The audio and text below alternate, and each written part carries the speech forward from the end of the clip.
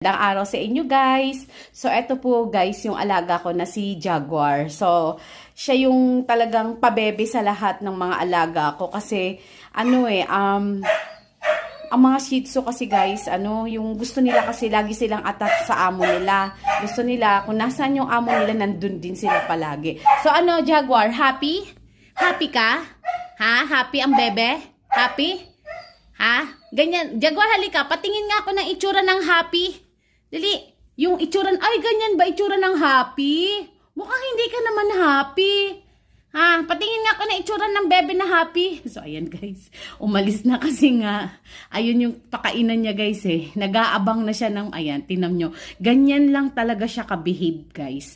Pagka alam na niya na magpapakain na si mama, ganyan siya kabehave. At ganyan siya guys, talagang mag-aantay siya sa'yo kung aabutan mo siya ng pagkain. Hindi siya